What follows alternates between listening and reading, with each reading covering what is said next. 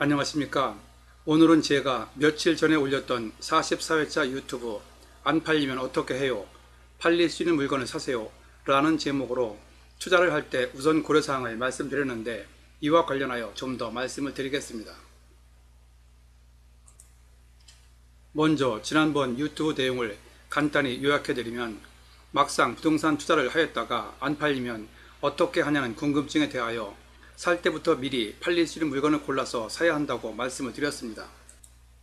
그래도 예정대로 안 팔리는 경우에는 당연한 얘기지만 본인이 원하는 가격으로 팔릴 때까지 보유 관리를 하거나 아니면 손절매까지도 감수해야 한다고 했습니다. 오늘은 이와 관련하여 전에도 잠깐 얘기했던 적이 있는데 팔 때의 마음가짐에 대하여 다시 한번 말씀을 드릴까 합니다.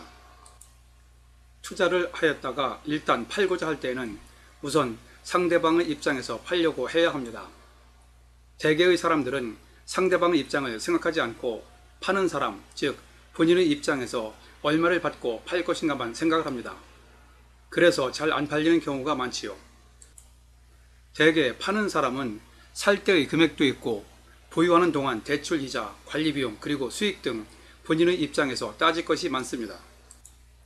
그러나 상대방인 사는 사람의 입장과 중개를 하는 공인중개사 입장은 상당히 다른 경우가 많습니다. 그래서 진정으로 팔고자 할 때는 본인의 입장을 내세울 것이 아니라 매수인과 공인중개사 입장, 즉 상대방의 입장을 먼저 생각해 주어야 물건을 잘 팔 수 있습니다.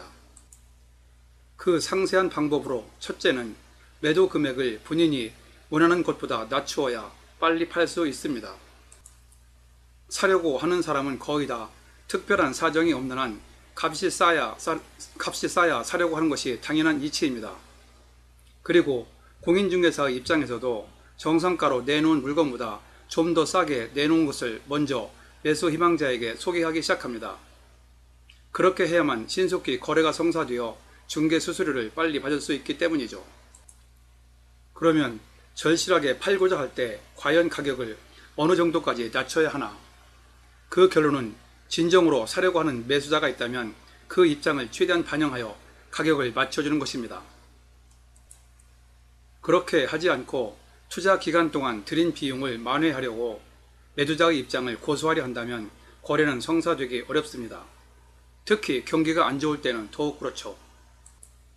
두 번째는 내부 시설 등을 점검하여 물건을 깔끔하게 만들어 놓는 것입니다. 매물로 내놓을 때 기본적인 수리를 하는 것은 당연하나 비용을 아끼려고 현 상태에서 매매를 시도하는 경우도 많습니다.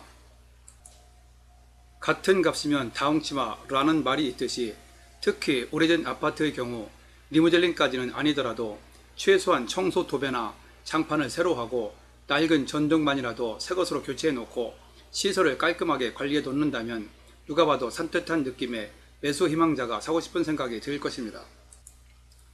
당연히 부동산에서도 다른 조건이 비슷한 물건일 경우 거래 성사율을 높이기 위해 깔끔한 물건을 먼저 소개합니다.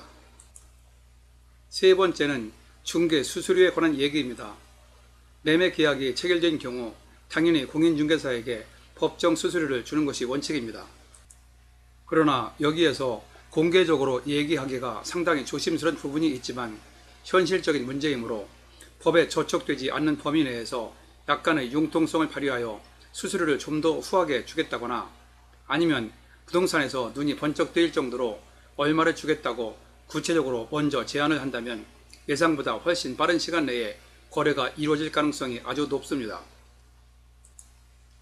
임대의 경우도 마찬가지입니다.